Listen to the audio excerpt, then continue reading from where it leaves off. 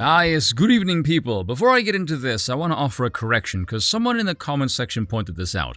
The black lady millionaire, Sarah Breedlove, she was not in fact a former slave, but her parents and siblings were. She was the first one of 5 who was not.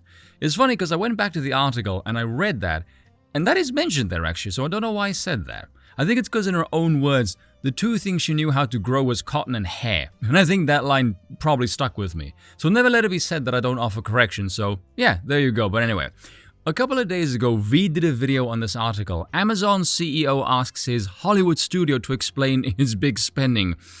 It's good to know even those with seemingly bottomless mountains of dosh still get perturbed when their investments struggle more than Lizzo walking up a flight of stairs. So some questions to ask here. What is the source of all of this? Why are they doing this? And most importantly, why do these massive billion-dollar spending projects all tank? Why is modern entertainment so arse-forward, cringe and gay, quite literally, resulting in unwatchable clusterfucks that everyone hates? To give a TLDR, stupid women, mountains of tyrannical boredom, and because the propaganda is a pile of wank which has no tangible antagonist. So much of the stupidity of today can be traced to women's suffrage, the ridiculous notion of equality and giving women the right to vote. What previous eras understood was that a strong nation is built on strong families. This was the core unit of society: child, wife, husband, family, household headed by the patriarch. We actually used to run nations like this for many centuries, in fact, called monarchies.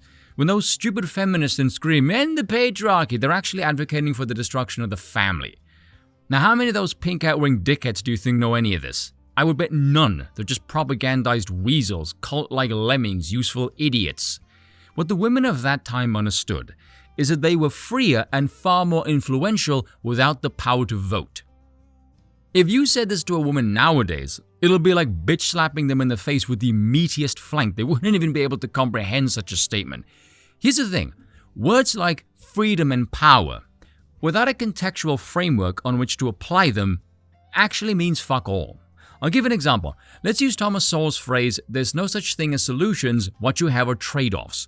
So let's say you want to abolish the police because in this deluded state of imbecility, you think the police are oppressive. Great, now the police are gone, and you apparently have less oppression and more freedom.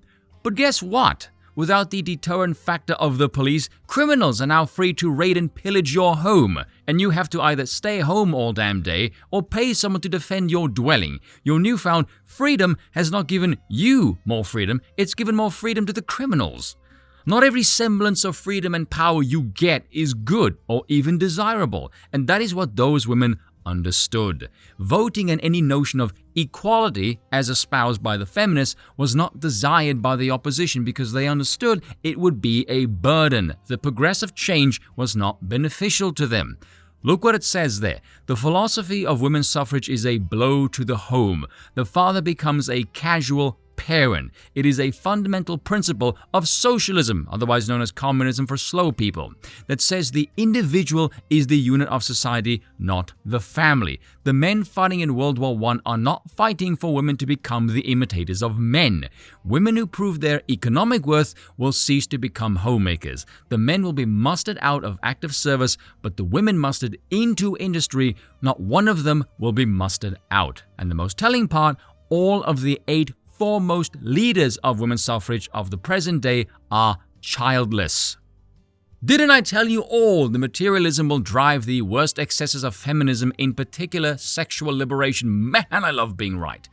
In fact, let me tell you all about one of the leaders of the original feminist movement of the late 1800s, Elizabeth Cady Stanton.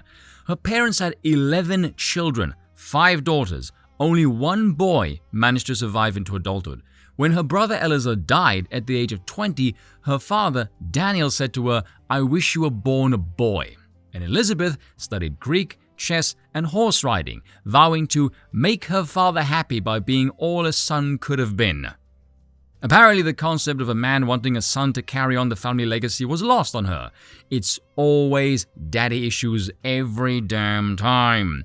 But anyway, bizarrely she had 7 kids after marrying abolitionist attorney Henry Brewster Stanton, but on her wedding day broke with tradition, insisting the word obey be dropped from the vows. They honeymooned in London, attending the World Anti-Slavery Delegation as representatives of the American Arts or Anti-Slavery Society. But the convention refused to recognize women, which is really based. She was actually originally partnered with the abolitionist movement, but always had her eye focused on women's suffrage, meaning she used the abolitionist movement as a stepping stone for her own cause. What a shock. She actually opposed the 14th and 15th Amendment granting black men the right to vote because it didn't afford women the same luxury, declaring, and these are her own words, "We educated, virtuous white women are more worthy of the vote." What a delightfully stuck-up bint this one was, eh? In the late 1890s, she published a book called The Women's Bible, I know, hold your cringe, in which she voiced her belief in a secular state and urged women to recognize how religious orthodoxy and masculine theology obstructed their chances to achieve self-sovereignty. This was so cringe, even other feminists opposed this as being too radical. Hell, it even got her censured. When she died from heart complications in 1902, she wanted her brain donated to science to disprove the notion that men were smarter than women because of the brain mass.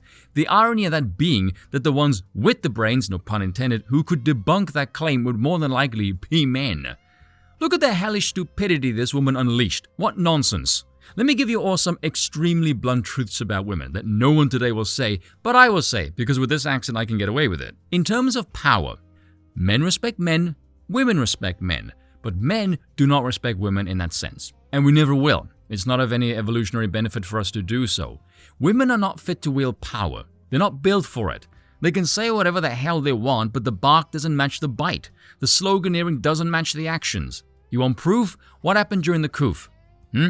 Did all of those yuppie feminist types dissent? No, they followed lockstep in line with every damn thing the regime wanted. Why? Because women value safety, not freedom. Safety and freedom both require defense, and defense is only done by men. Dear Western women of the world, that men are entering your spaces, your gyms, your prison sports, all of that, that's your fault.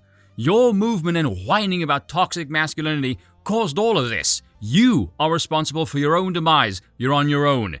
You are the ones who claimed you can do it all. You couldn't even conceive of the idea that men who are driven to dominate, as is our nature, would enter your defenseless spaces and conquer you. Not a surprise to anyone if you've read the Bible. Who did Satan tempt? It wasn't Adam, it was Eve. And until you women beg on your knees and apologize, men are not going to help you. No, they'll just go off with women who do value them as men. Simple as. Women don't want freedom and independence. They want to be told what to do. They don't actually want equality. They want to be dominated. We're talking politics versus biological wiring, ideology versus evolution. Trust me, the biological wiring will always win. Women are hardwired to recognize and spot weakness in men, and an indecisive man is an incredible turnoff. In a scenario where a woman is being lippy, a man who says assertively, mind you, "I'm the man, you're the woman. I hold the reins of power here, not you. I lead, you follow. I'm not here to tolerate this BS. You will behave because I told you so."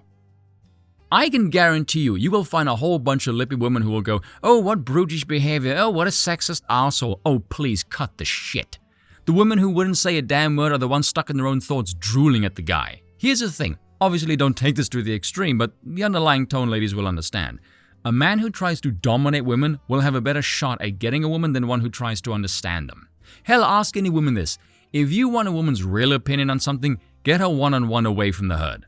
A woman in private is often very, very different than one in public. Why? Because they will get grief from other women. And what's even weirder, the woman that will give them hell would say the exact same thing as her in private as well. Women's group social dynamic is so bizarre. There's a reason why Al Bundy said, "Don't try and understand women," because women understand women and they hate each other. Let me explain something to you ladies.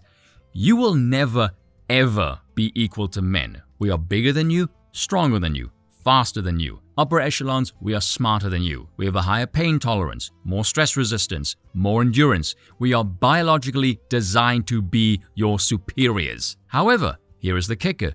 You can give birth. We can't do that. All of those superior aspects are designed to provide protection and care for you and the younglings. And you are hardwired to recognize those traits and respect us for it. That is the natural order. Previous eras understood this. Great nations and legacies were forged on this order, and your stupid feminism is soul-crushing to a civilization. A nation without strong families is destined to wither and die. It will not survive. People need to be aware of this. The way we live in the modern world is utterly bizarre.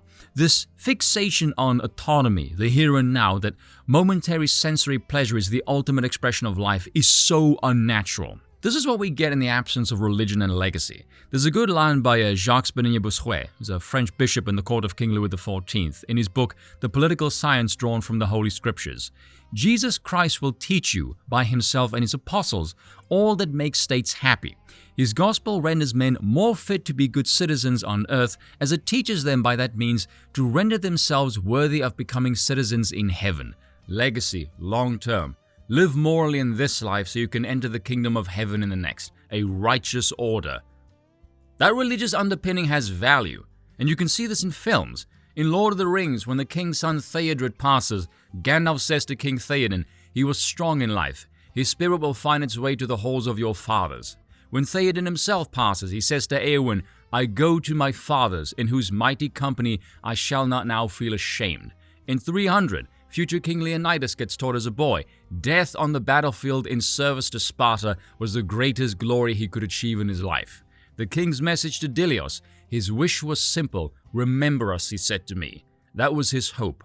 Should any free soul come across that place in all the countless centuries yet to be, may all our voices whisper to you from the ageless stones, "Go tell a Spartan's passer-by that here by Spartan law we lie." They believed in an afterlife, that they would meet their maker and their ancestors, and that when you do, you met their expectations, that you led a life of dignity and honor, that you did not shame them. This is completely absent from our world, by the way. Families value legacy. They are the ones who build and forge legacies, aspire to greatness, and a society that doesn't value its families, again, will wither and die, forgotten. Jacques Ellul speaks about this in Propaganda, the process of atomization, that a society that's hyper-focused on individualism is best suited for propaganda. Because when humans are pulled away from family and religion, they become atomized. They become far more susceptible to be influenced by outside forces. Benjamin Boyce spoke about this on his podcast, that his Catholic upbringing gave him a resistance to the woke. I was raised Christian, so I can understand this. He is correct. That, in essence, is the goal of modern entertainment. As for why they are doing this, partly I think it's the last stanza, partly I think it's because mainly excessive resources. Because when people work for money, money has value. But when they have so much money and so many assets, the abundance of the money makes it valueless, superfluous, and they start thinking not what money can buy, but rather who it can buy. And I don't mean the youthful variety, although if the eye-opening creepiness of the machine's current ire at the success of Sound of Freedom is anything to go by, that's definitely a factor. These reptilian wankers are so wealthy they're driven to the insane by being massively bored of their tits. And lastly, why it doesn't work. Now this requires a bit of unpacking, so let's look at the two most successful regimes of the last century. The Communist Revolution in Russia and the Third Reich of Nazi Germany. Both of those regimes had a bunch of things in their favor. Mainly fertile revolutionary ground, and most importantly, they had a clear antagonist in their tail. The Bolsheviks had the oppression of the Tsar, and Nazi Germany had, well, frankly, the entire Western world. Next up, their propaganda was potent. Both regimes had positive aesthetics. So when you look at the Soviet propaganda posters, for example, note the angles, the color scheme, the worker, the student. They're in shape. It's positive. They're trying to tell a story, one with a better future for the common man. The Nazi regime, military origin. You have banners, the marching, the SS uniforms that to this day is still praised for its stylishness. The regime was known for great aesthetics. Same with the architecture. Here's a concept rendition for Germania that Hitler was planning. Look at that. It looks amazing. Considering the shape that Germany was in at the time, the Treaty of Versailles, the public feeling of humiliation in Germany after the war, and you see this, it's aggressive, it's dominant, it speaks volumes of power, of resurgent German might. When you contrast that with our current time, it has none of those. It doesn't have a clear antagonist. The regime is already in power, trying to force a change that no one wants. The current regime is the antagonist. The antagonist in the regime's tale is the average person. It's you, and it hates you. Not only that, but the propaganda is so stupid and nonsensical, it's actually embarrassing. Look at this, for example. You bitch about an obesity epidemic, but 7 years later, you complain that doing something about it is far right. What the fuck is this? Even the Soviets strongly advocated for sports to ensure healthy, strong workers. This regime push is even worse than the Soviets or the Nazis. Yeah, let that one sink in. It's just designed to induce sheer human misery. Look at their aesthetics, or rather lack thereof. Everything they do is unnatural and ugly. Again, cringe and gay. Look at this. This is pleasing to no one. It's an eyesore. Aiden pointed this out. I don't know why I didn't think of this before. In nature, bright colors are a warning sign. Don't consume this. It's poisonous. They can't even design a bloody flag.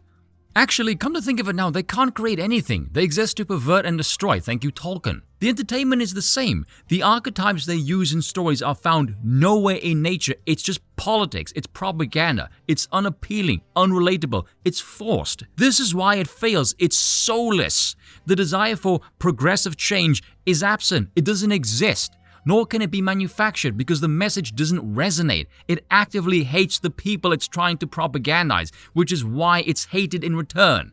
It has no positive message, and the aesthetics make you want to reach for a round of bullets, not a round of applause. And once again, I apologize for nothing, and Queen Victoria was always right.